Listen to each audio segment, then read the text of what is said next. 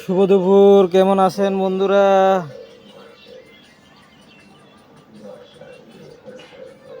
আমি ভালো আছি, আপনারা কেমন আছেন? পরে সাংবাদিকদের মুখোমুখি হন নতুন শিক্ষা উপদেষ্টা সিআর আবরার। সবার সহযোগিতায় বৈষম্য সমাজ গঠনে ভূমিকা রাখার প্রত্যয় ব্যক্ত করেন তিনি। এমন শিক্ষা ব্যবস্থার স্বপ্ন দেখি যেটা যেখানে আমাদের দেশের ভেতরেই তাদের ভবিষ্যৎ বাংলাদেশ থেকে বিশ্বকে নেতৃত্ব দেয়। আমি এটুকুই বলবো, এবং আমি মনে করি এটা হয়তো একদিনে হবে না, 1 বছরে হবে না, 10-5 বছরে হবে না। বিজ্ঞান ও প্রযুক্তিভিত্তিক শিক্ষাক্ষেত্র গড়তে কাজ করতে চান বলেও জানান সিআর আবরার। নাজমুস ফালেহী, সময় সংবাদ, ঢাকা। শেখ হাসিনার বিচারের সঙ্গে নির্বাচনের কোনো সম্পর্ক নেই বলে মন্তব্য করেছেন বিএনপির স্থায়ী কমিটির সদস্য আমির খসরু মাহমুদ চৌধুরী। দুপুরে রাজধানীর বনানীতে এক গোল টেবিল বৈঠক শেষে তিনি মন্তব্য করেন। বলেন, জনগণের ভোটে নির্বাচিত সরকারও শেখ হাসিনার বিচারের জন্য প্রতিশ্রুতিবদ্ধ থাকবে। নির্বাচনী ব্যবস্থাকে পিছিয়ে দেওয়ার কোনো সুযোগ নেই বলে উল্লেখ করে হুঁশিয়ারি দেন তিনি।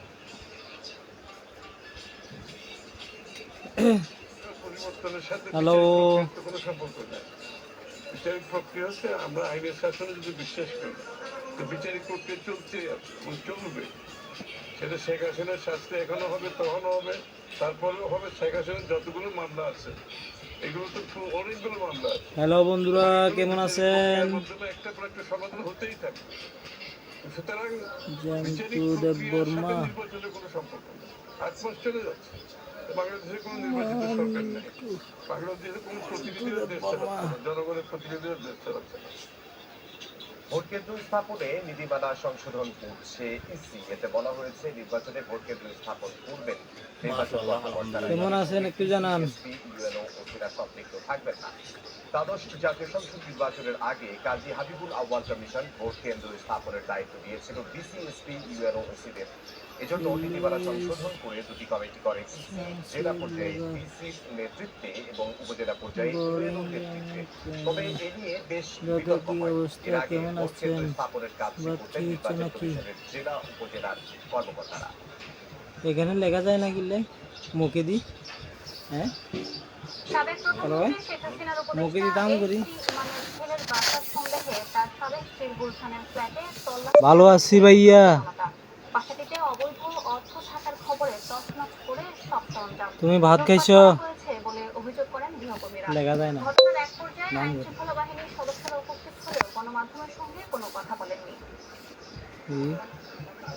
মঙ্গলবার রাত 11টার দিকে গুলশানের ৮১ নম্বর সড়কের কটকট কটেজের দিকে মিছিল নিয়ে যায় একদল লোক। প্রত্যক্ষদর্শীরা জানান, বাড়ির সামনে গিয়ে মূল ফটক ভেঙে ভিতরে প্রবেশ করে বিক্ষুব্ধরা। আমরা দেখতেছি যে অনেকগুলো প্রায় 50 জন লোকের মতো হইবে, পোলাপান এই ভিতরে ঢুকে গেছে গেট খুললে।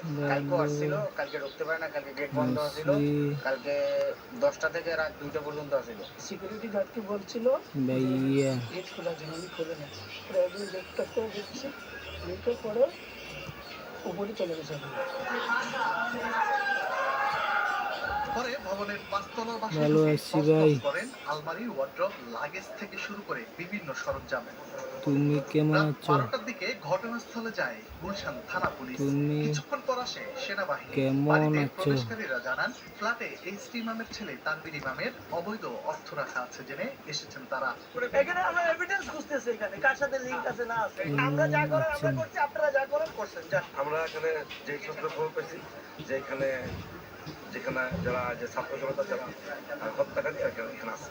বাড়ির গৃহকর্মী জানান, বাসাটি তানভীর ইমামের সাবেক স্ত্রী। প্রায় 2 যুগ আগে তাদের বিবাহ বিচ্ছেদ হয়। 24 বছর আগে ছাড়া এই বাচ্চা নিয়ে আমেরিকা গেছি গা। আমেরিকায় গেছি গা। সাহেব 2014 সালে অবস্থা ভালো না, 2014 সাহেব মারা গেছে। আয়ের দরজাটা বাইরে সব লুটমাট করে লয়ে গেছে। আধা ঘন্টা ধরে দরজা লিখতে পারতাম। তখন কি করবো, বাইরে আমি সব খুলে লিখতাম। পরে কেউ লাগতে বাইরে সব দরজা আমরা রাত 2:30টার দিকে গণমাধ্যমের উপস্থিতিতে ঘটনাস্থল ত্যাগ করে তল্লাশি চালানো বিক্ষুব্ধ জনতা। এ সময় তাদের কেউ কেউ নিজেদের সাধারণ জনগণ বলে পরিচয় দেন। গণমাধ্যমের সঙ্গে কথা না বলে পরে চলে যান আইন শৃঙ্খলা বাহিনীর সদস্যরাও। তানভীর হাসান মেঘ, সময় সংবাদ, ঢাকা। দুদকের 4 মামলার আসামি হাবিবুর রহমানকে ফের বেসামরিক বিমান চলাচল কর্তৃপক্ষের প্রধান প্রকৌশলী পদে চুক্তিভিত্তিক নিয়োগের গুঞ্জন উঠেছে। অথচ প্রায় 900 কোটি টাকা আত্মসাতের মামলা, দেশটাকে নিষেধাজ্ঞা, এমনকি বিভাগীয় ব্যবস্থা নিতেও রুল জারি করেছেন উচ্চ আদালত। এ ধরনের আসামির পদোন্নতি নৈতিকতা বিরোধী দাবি করে দুদক বলছে তথ্য পেলে প্রয়োজনীয় ব্যবস্থা নেওয়া হবে। পতিত আওয়ামী লীগ সরকারের আমলে দেশের বিমানবন্দরগুলোতে উন্নয়নের নামে শত শত কোটি টাকার দুর্নীতি ও লুটপাটের তথ্য দুর্নীতি দমন কমিশনের নথিতে উঠে আসে। গেল জানুয়ারিতে 3টে আন্তর্জাতিক বিমানবন্দরের 4টি উন্নয়ন প্রকল্পের প্রায় 900 কোটি টাকা আত্মসাতের অভিযোগে মামলা করে দুদক। লুটপাটের অন্যতম হোতা শেখ হাসিনার সামরিক উপদেষ্টা তারেক সিদ্দিকের সঙ্গে প্রত্যেক মামলায় আসামির তালিকায় ছিলেন বর্তমান বেবিচকের প্রধান প্রকৌশলী হাবিবুর রহমান। তথ্য বলছে, পট পরিবর্তনের পর গেল নভেম্বরে হাবিবুর রহমানকে প্রধান প্রকৌশলী হিসাবে পদোন্নতি দেয় কর্তৃপক্ষ। যদিও তখন দুদক তার বিরুদ্ধে চলমান দুর্নীতির তথ্য সরবরাহ করেছিল, তবে হাবিবকেই বেছে নিয়েছিল বেবিচক। এবার যখন চাকরির মেয়াদ শেষে 1 বছরের জন্য চুক্তিভিত্তিক নিয়োগের গুঞ্জন চলছে, তখন দুদকের 4 মামলার অন্যতম আসামি হাবিবুর রহমান। যদিও কর্তৃপক্ষের রয়েছে ভিন্ন ব্যাখ্যা। আসলে জানি না, ওই কমিটিতে তো আমি না, চেয়ারম্যানই শেয়ার করে। হ্যাঁ, আপনি একটু ওনার সাথে কথা বলেন। তদন্ত করে উনি নোটিশ অবস্থা হয় বা ওনাকে বিচারে আনে, তখন আমরা যদি অফিসিয়াল প্রসেস যেটা আছে উনি ওনার কেসটা চার্জশিট হয়ে যায়, সেটা যদি কোর্ট গ্রহণ করে তাহলে উনি অটোমেটিক্যালি অফিসিয়াল প্রসেসে সাসপেনশন করে দেবে। আর তা যদি না হয়, যতক্ষণ পর্যন্ত কোর্টে কেস না হচ্ছে ততক্ষণ পর্যন্ত বিভিন্ন অপরাধী না। দুদক বলছে, দুর্নীতির মামলার আসামির চুক্তিভিত্তিক পদোন্নতির বিষয়ে জানলে সুপারিশ করবে তারা। যদি সেখানে এই ধরনের থেকে থাকে, মামলা থেকে থাকে, আমরা কিন্তু সুনির্দিষ্টভাবে বিষয়টা আমরা অবহিত করি সংশ্লিষ্ট মন্ত্রণালয়। এখানে এই ধরনের মানে পদোন্নতি দেওয়ার কোনো সুযোগ নেই। কমেন্টে জানাতে পারেন ভাই রুল জারি করে হাইকোর্ট। ইতিমধ্যে কি সমস্যা। তার দেশটাকেও নিষেধাজ্ঞা দেওয়া হয়েছে। সময় সংবাদ, ঢাকা। দুপুরের সময় আরো থাকছে। অবশেষে ট্রাম্পের কাছে নতুন শিকার জেলেনস্কির যুদ্ধ বন্ধে আলোচনায় সম্মতি সই করবেন বাণিজ্য ও নিরাপত্তা চুক্তিও। কংগ্রেসের প্রথম ভাষণ মার্কিন প্রেসিডেন্টের।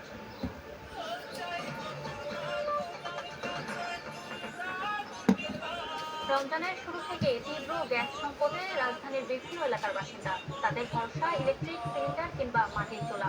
শুধু আবাসিকই নয়, স্টেশনগুলোতেও গ্যাসের চাপ কম।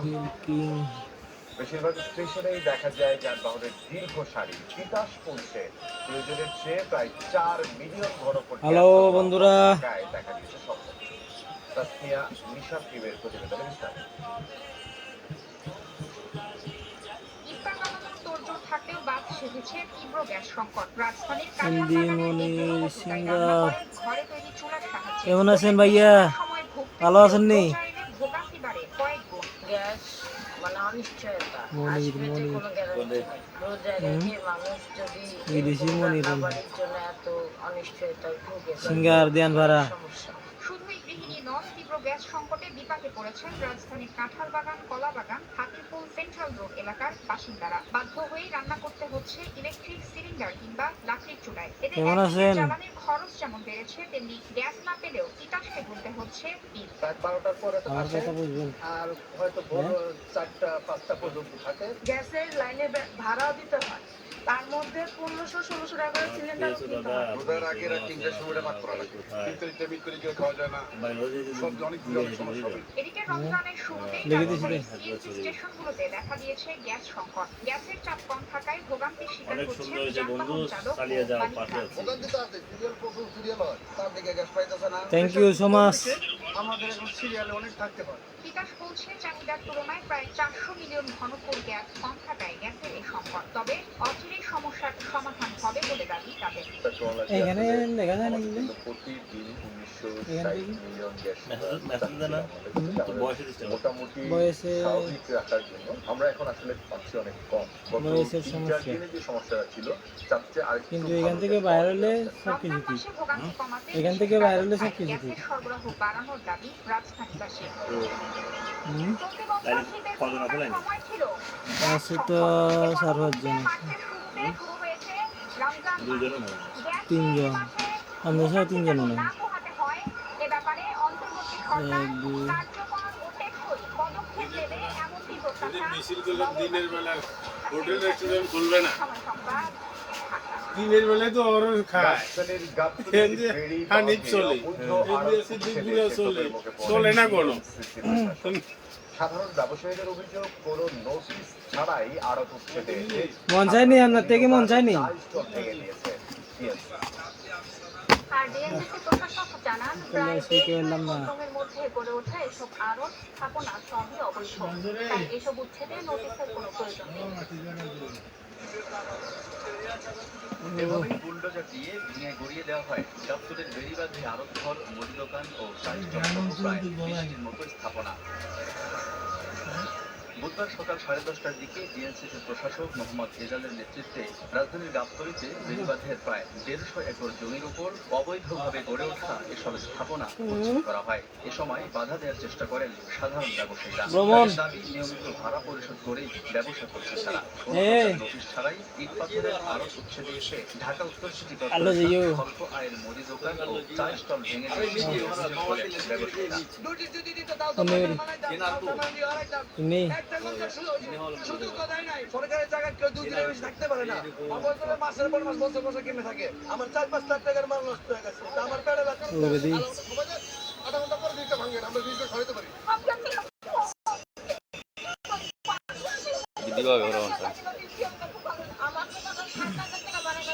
এদিকে আর সুন্দর ডিএনসিসি প্রশাসক জানান এসব আড়তঘর ও আশপাশের স্থাপনা সবই অবৈধ। তাই এসব উচ্ছেদে এদিকে ভিতরে ভাত ইজারা আগে নামে দোকানগুলো থেকে কে বা কারা নিয়মিত ভাড়া আদায় করে তা জানেও না সিটি দুদক কর্পোরেশন।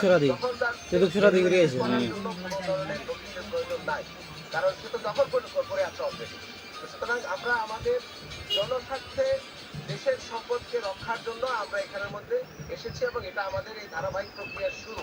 পরে ব্যবসায়ীদের তোপের মুখে অভিযান স্থগিত করে ডিএনসিসি। আড়ত সরিয়ে নিতে 7 দিনের আলটিমেটাম দেওয়া হয়। এই সময়ের মধ্যে আড়ত সরিয়ে না নিলে আবারও অভিযান পরিচালনা করা হবে বলেও জানান ডিএনসিসি প্রশাসক। আলতাফ হুসাইন, সময় সংবাদ, ঢাকা। কথা নেই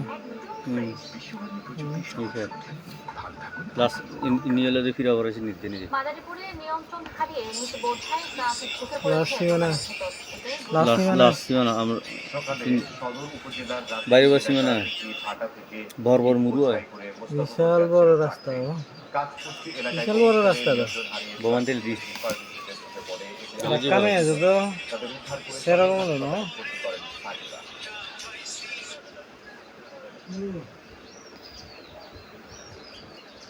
দিও না হবে তো দিও হয় খবর এলো একদিন যাবো আরো রাজশাহী বিভাগের বেশ কয়েকটি সীমান্তবর্তী জেলা দিয়ে অবাধে ঢুকছে মদ, গাঁজা, হেরোইন, ইয়াবা। হ্যাঁ চলে মদ গাঁজা হিরোইন বিজিবির চোখ ফাঁকি দিয়ে আসা এসব মাদক দ্রব্য চোরাকারবারিদের মাধ্যমে কয়েক হাত ঘুরে চলে যাচ্ছে দেশের বিভিন্ন প্রান্তে। মাঝে মধ্যে মাদক কারবারিরা গ্রেফতার হলেও জামিনে বেরিয়ে কৌশল পরিবর্তন করে ফের জড়াচ্ছে ব্যবসায়। হ্যালো বন্ধুরা ছবিতে বিস্তারিত জানাচ্ছেন সাইফুর রহমান রফিক। রাজশাহীর গোদাগাড়ী উপজেলার মহিষালবাড়ি এলাকায় নিজ বাড়িতে ফেন্সিডিল বিক্রি করছেন মর্জিনা আক্তার। এছাড়া মাদক ব্যবসায়ী মানিক গাঁজা বানাচ্ছেন বিক্রির উদ্দেশ্যে। গোপনে ধারণ করা ভিডিওতে তাই স্পষ্ট। 1 যুগেরও বেশি সময় ধরে চাঁপাইনবাবগঞ্জের চর আলাতলি ও গোদাগাড়ির চর আষাঢ়িয়াদহ সীমান্ত দিয়ে সবচেয়ে বেশি আসছে হেরোইন। বিভাগের মধ্যে রাজশাহী, নওগাঁ, চাঁপাইনবাবগঞ্জ, জয়পুরহাট সীমান্তবর্তী জেলাগুলোর মধ্যে অন্যতম।